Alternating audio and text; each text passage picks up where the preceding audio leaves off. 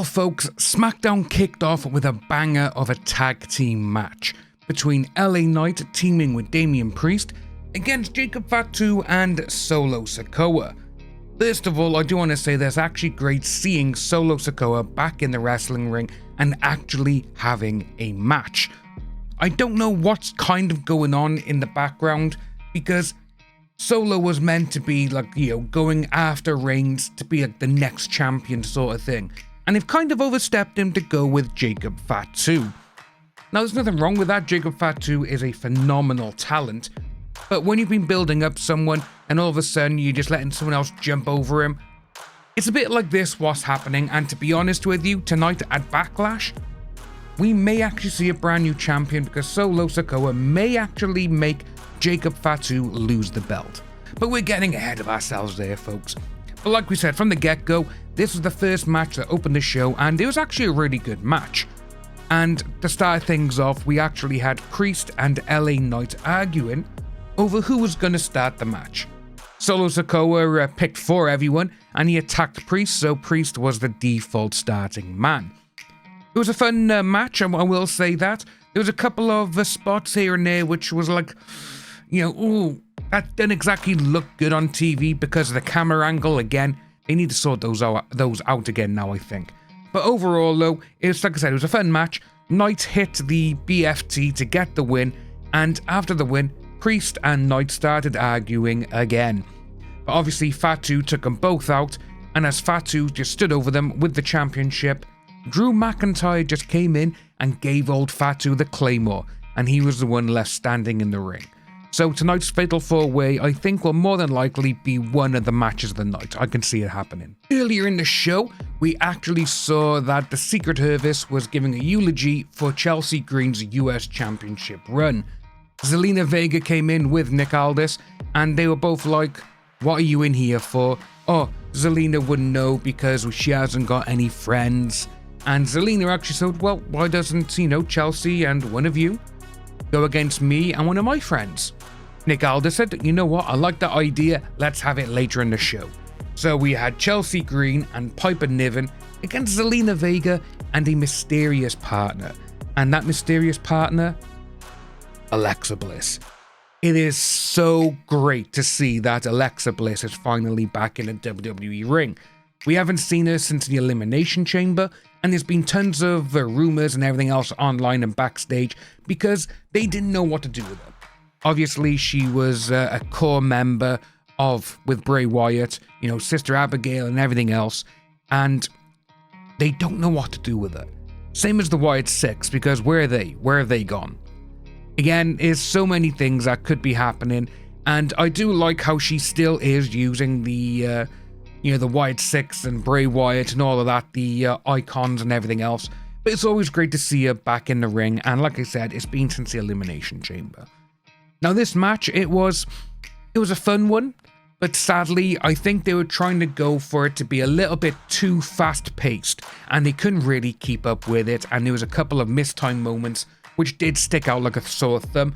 Like we were saying earlier with the LA Knight, there was some camera angles like, ooh, maybe have a different one to show the replay.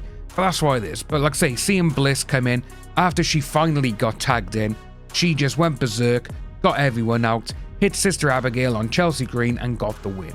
What I want though, out of everything, I want to see Chelsea Green mixing it up and, I don't know, be a comedy act with R-Truth. We're going to speak about R-Truth later, but R-Truth and Chelsea Green would just be the greatest comedy duo ever.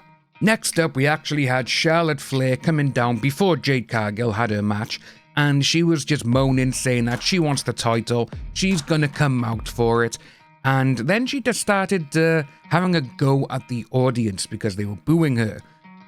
Obviously, with all of this, I don't think Charlotte Flair is going to get a title match anytime soon, because the following match was Jade Cargill against Nia Jax. And one of the things as well is, before the match even started, Jade Cargill got on the mic and she went to Charlotte, "Get to the back of the line. There's other people in front of you. You lost at WrestleMania. You don't deserve a title shot yet." And obviously, the next match, like we said, was Jade Cargill against Nia Jax.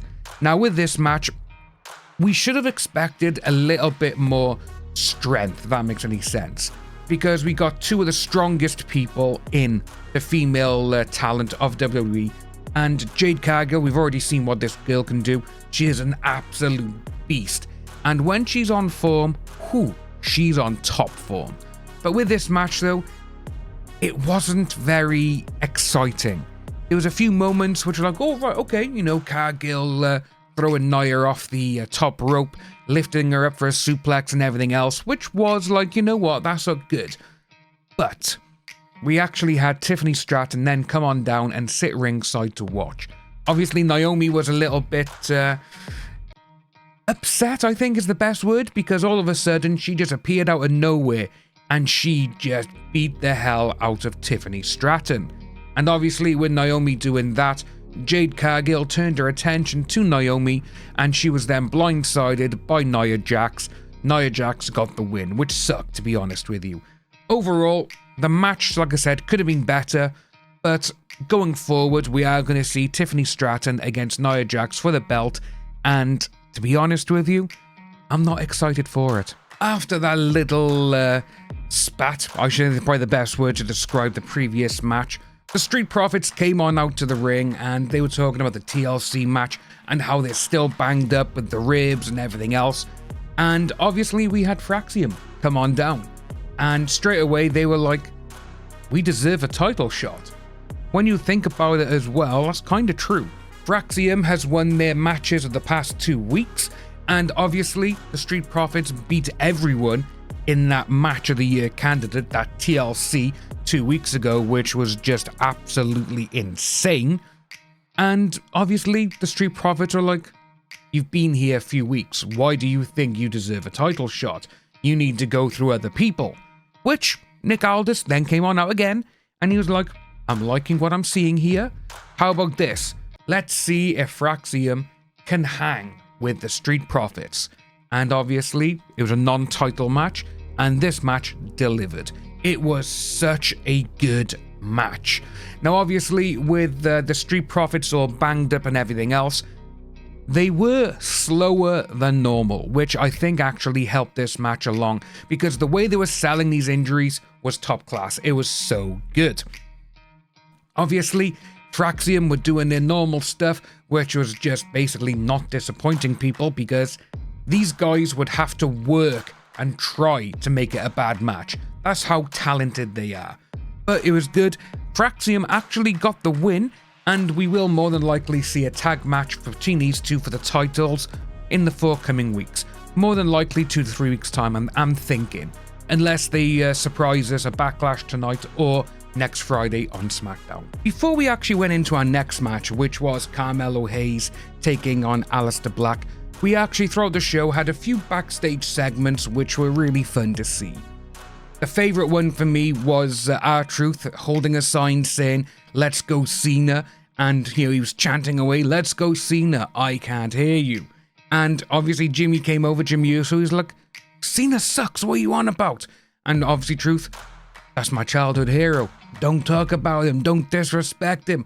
John Cena's gonna win a Backlash," which I am still in the mindset that Cena is gonna corrupt R-Truth to help him with a few things, but R-Truth is not gonna know that he's being a bad guy. That's what I can see happening, and I cannot wait to see it.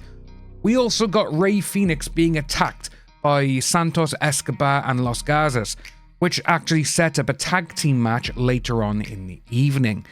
But then obviously we did have the next match, which was Aleister Black taking on Carmelo Hayes. Now this match wasn't bad, it wasn't amazing, which we know that these two are capable of putting on. It was a good and entertaining match. It was basically a bit of, not time wasting, but just something to watch the time go by.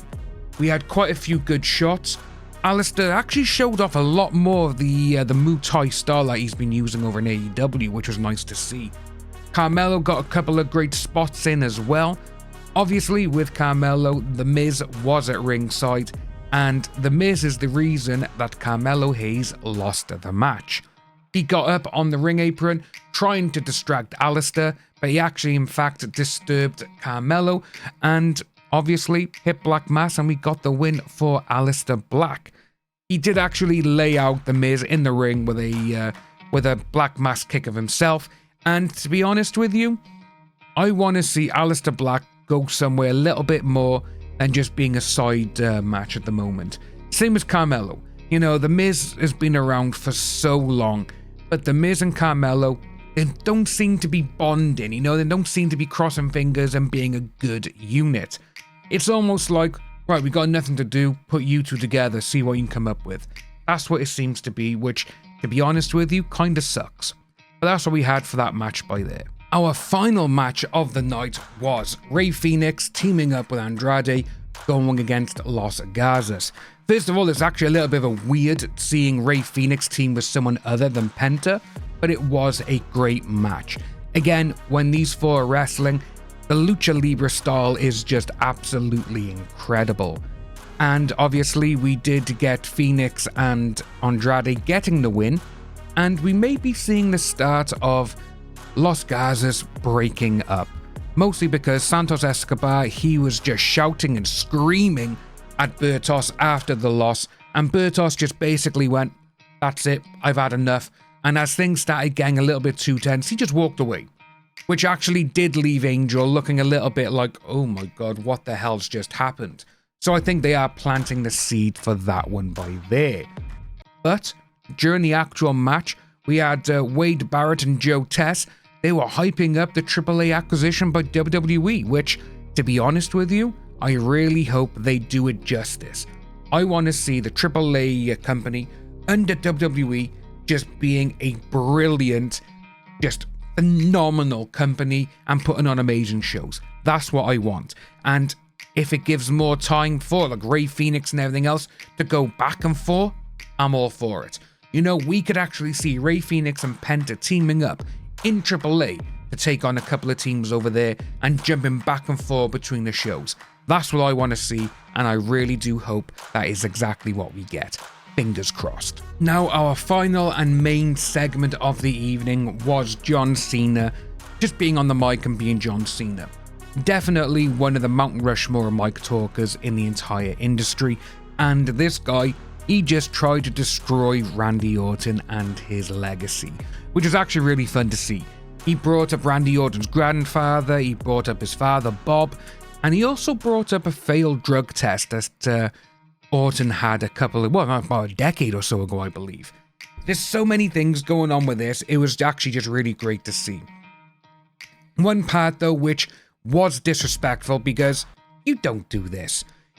This guy in the crowd, when John Cena was being introduced, this guy thought it'd be funny to throw a beer bottle at John Cena.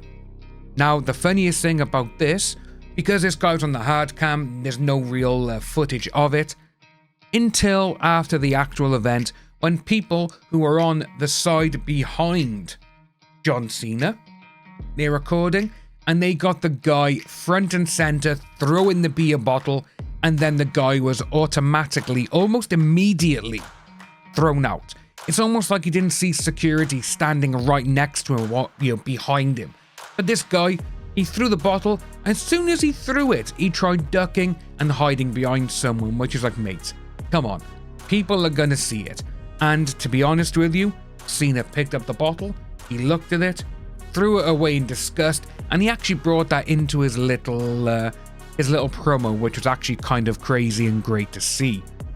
But obviously with this, as you can see below, we had Orton dressed as a ninja, which kind of funny because this guy is nowhere near Randy Orton's actual height and build, but he tried getting in. Obviously, Cena hit the FU. It's not the attitude adjustment, it's the FU, always will be. And obviously he did that then, and he was like, we got it. But this is Randy Orton we're talking about, you know? He did all of this. Randy Orton came on in then, he did the little, you can't see me, turned it around, and he actually hit the RKO on him, and it was just brilliant to see. SmackDown went off the air with Randy Orton standing tall, holding the title, giving it a kiss over Cena. And we got that match tonight, folks. Overall, SmackDown for me, It was an alright show, and for some unknown reason they've gone back to the 3-hour model, which for the last couple of weeks has been about 2.5 or so hours, which has been great. But with this one, it went on a little bit too long, and to be honest with you, some segments are a bit boring. But again, you gotta expect that when you got a show that's lasting for 3 hours. But overall, it was a solid 7.9 out of 10. And like I said, we got Backlash tonight, so I will be back tomorrow with the Backlash report. But folks, if you are new, like and subscribe. Let us know, did you enjoy the show? And I will see you tomorrow.